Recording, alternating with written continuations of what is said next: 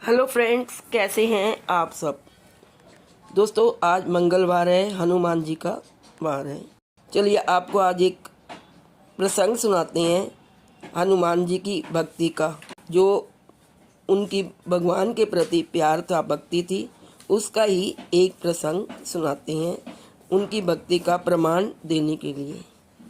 भगवान राम लंका विजय के बाद हनुमान जी और पूरी से वानर सेना के साथ अयोध्या पहुंचे।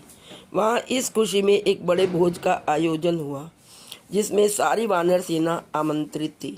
सुग्रीव जी ने वानरों को समझाया, यहाँ हम मेहमान हैं, सबको यहाँ बहुत शिष्टता दिखानी है, ताकि वानरों को लोग अभद्र ना कहें। वानरों ने अपनी जाति का मान रखने के लिए सतर्क रहने का वचन दिया।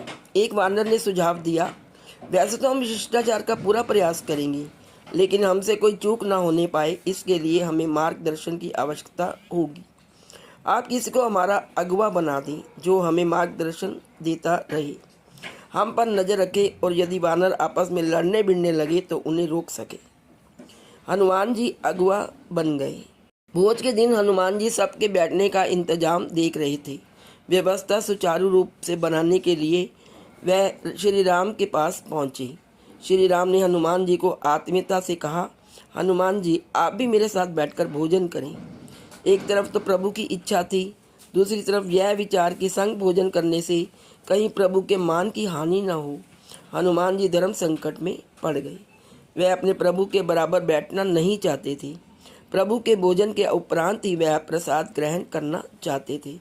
इसके अलावा बैठने का कोई स्थान शेष नहीं बचा था, और ना ही भोजन के लिए थाली के रूप में प्रयुक्त होने वाला केले का पत्ता बचा था, जिसमें भोजन परोसा जाए। प्रभु श्री राम ने हनुमान जी के मन की बात भांप ली। उन्होंने पृथ्वी का आदेश दिया कि वह उनके बगल में हनुमान जी के बैठने पर भूमि बढ़ा दे।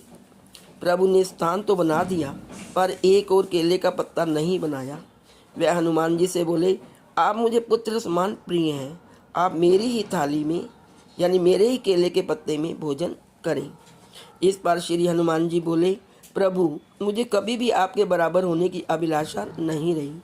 जो सुख सेवक बनकर मिलता है, वह बराबरी में नहीं मिलता, इसलिए आपकी थाल में खा ही नहीं सकता।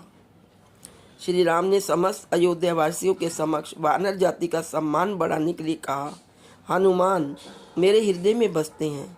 हनुमान की आराधना का अर्थ है स्वयं मेरी आराधना। यदि कोई मेरी आराधना करता है लेकिन हनुमान की नहीं, तो वह पूजा पूर्ण नहीं होगी।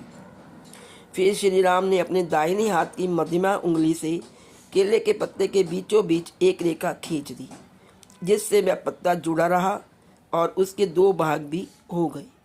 इस तरह भक्त और भगवान दोनों के भाव रह गए। श्री राम की कृपा से केले का पत्ता दो भागों में बंट दिया। भोजन परोसने के लिए केले के पत्ते को सबसे शुद्ध माना जाता है। शुभ कार्यों में देवों का भोग लगाने में आज भी केले के पत्ते का प्रयोग होता है। जय श्री राम, जय हनुमान जी।